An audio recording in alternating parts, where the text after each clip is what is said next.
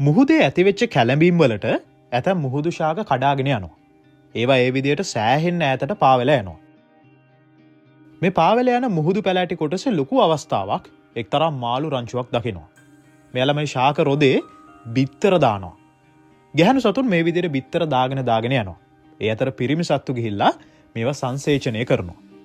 මේ විදිහට බිත්තර ඉතාමත්ම විශාල ප්‍රමාණයක් මේ ශාක කොටසේ තැන්පත් වෙනවා. කොහොම නමුත් මෙතන මේ වෙන සිදුවීම් තවත් කට්ටියක්ව මෙතනට ආකර්ෂණය කරගන්නවා. ඒ තමයි බ්ලූ ෂාක්ස්ලා. නමුත් එයාලට මේ මාළුන් අල්ලගන්න ලේසි නෑ. මේ තමයි පියාමැස්සෝ. එයාලා ඒ විදිහට තමයි මහා සාගරේ බිත්තර දාන්නේ. කොහොම නමුත් මේ මෝරු මෙතනට ඇවිල්ලා තියෙන්නේ මේ මාළුන්ව කන්න නෙමෙයි. මේ බිත්තර කන්න. ඒත් මේ බිත්තර දාලා තියෙන ස්වභාවය නිසා ඒවා කණේ කෙච්චර ලේසි නෑ. සාමාන්‍යයෙන් එකපාර මේ මාළු බිත්තර විශාල ප්‍රමාණයක් දාන නිසා බ්ලූ ෂාක් කෙනෙක්ගේ ඇටැක් එකක් ඒගොල්ලන්ගේ වර්ගයේ ඊළඟ පරම්පරාවට ලොකු බලපෑමක් කරන්නේ නැහැ. මේ විදිහට දින කිහිපයකින් මේ බිත්තර වලින් පැටව එළියට එන්න නියමිතයි. එයාලා හැමදේම පටන් ගන්න ඕනේ ඒගොල්ලන්ගේ අම්මලා තාත්තලා නැතුව. මේ වගේ නොදන්න දේවල් ගොඩක් දැනගන්න සිංහල පීඩියත් එක්ක එකතු වෙන්න.